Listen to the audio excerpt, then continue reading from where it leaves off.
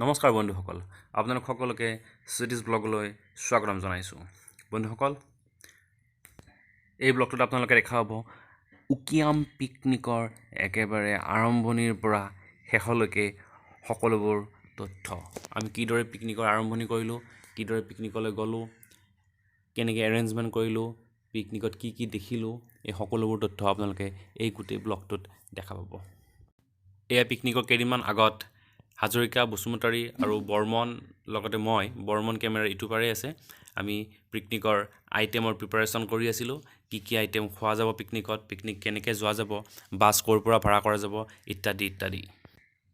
ফটোখন দেখি চাগে আপোনালোকে নিশ্চয় বুজিছে, বুজিবলৈ একো হয়তো বাকীয়েই নাই।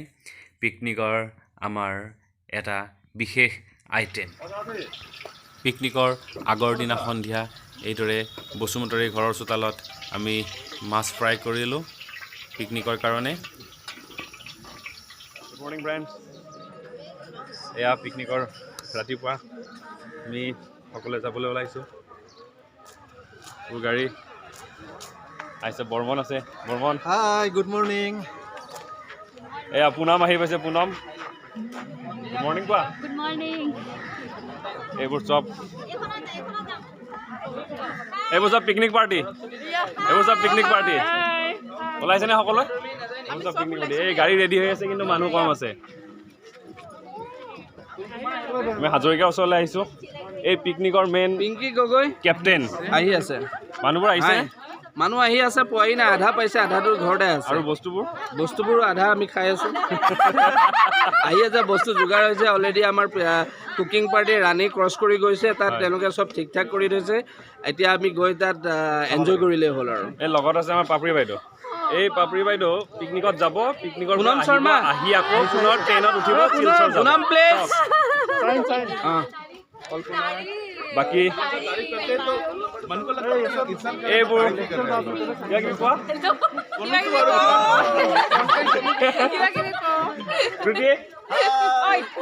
কেনেকুৱা? ক'ত যাবা? উকিয়াম ভাই, উকিয়াম। আমি বাছৰ যাত্ৰা আৰম্ভ কৰিছোঁ। তাৰপাছত সকলোকে সকীয়াই দিয়া হৈছে যে সকলোৱে মাস্ক পৰিধান কৰি থাকিব লাগিব, সকলোৰে লগত চেনিটাইজাৰ আনিব লাগিব। বৰ্মন, মাস্ক ল'ব পৰা নাই তুমি? মাস্ক ল'ব পৰা নাই, মাস্ক মাৰিব লাগিব। যাত্ৰা আমাৰ এনেকৈ আৰম্ভ হৈছে। আমি এতিয়া উকিয়ামলৈ যাম। সকলো আমাৰ ডাবুল টন, চিন্তা কৰিব নালাগে। আমি এই যাত্ৰা আৰম্ভ কৰিছোঁ উকিয়ামলৈ। আপোনালোকে আমাৰ লগত গৈ থাকক একেলগে। উকিয়ামত লগ পাম।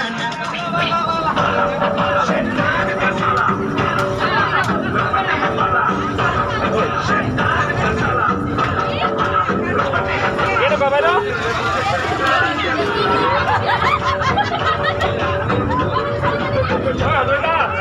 চেঞ্জ কৰক, লগাই দিয়ক।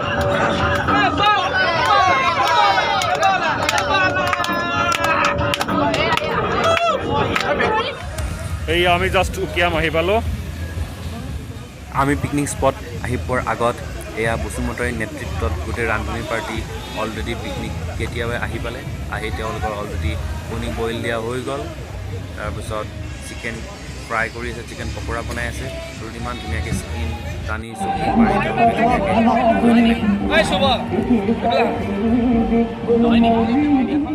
এয়া উকিয়ামৰ এয়া পানী চাওক, পানী।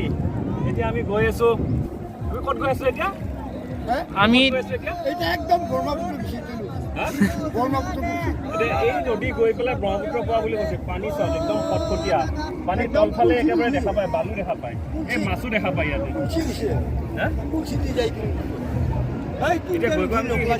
এইটো গৈ ফল পাম আমি, গৈ ৱাটাৰফল এটা পাম। আপোনালোকে মোৰ লগত গৈ থাকক, সুন্দৰকৈ আমি ৱাটাৰফল একেলগে চাম। কিন্তু এটা কথা আপুনি লক্ষ্য কৰিব লাগিব, ইয়াৰে পানী একদম ফটফটীয়া পানী। কিন্তু আপোনালোকে ভাবিছে যে পানীখিনি মাটিটো ওচৰত আছে, কিন্তু ওচৰত নাই, বহুত তলত আছে। পানীৰ কাৰণে বস্তুটো যেন দেখা একদম চাফা, স্বচ্ছ আৰু নিৰ্মল পানী যিটো কয় সেইটোৱে। তলত মাছো দেখা পায়, পানী, পাথৰ, বালু চব দেখা পায়। আহক এতিয়া আমি ৱাটাৰফললৈ গৈ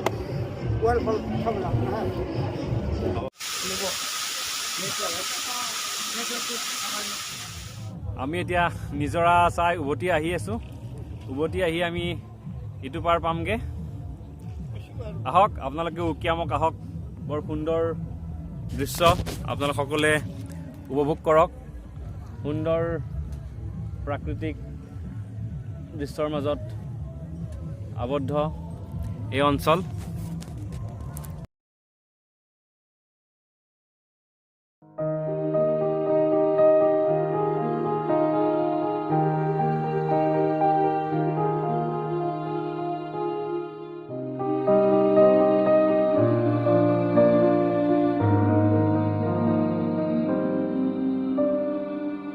এইজন নাৱৰীয়া ককাইৰ নাৱত উঠিয়ে আমি নিজৰা চাবলৈ গ'লোঁ আৰু সুন্দৰকৈ আকৌ তেখেতে আমাক ঘূৰাই আনিলে।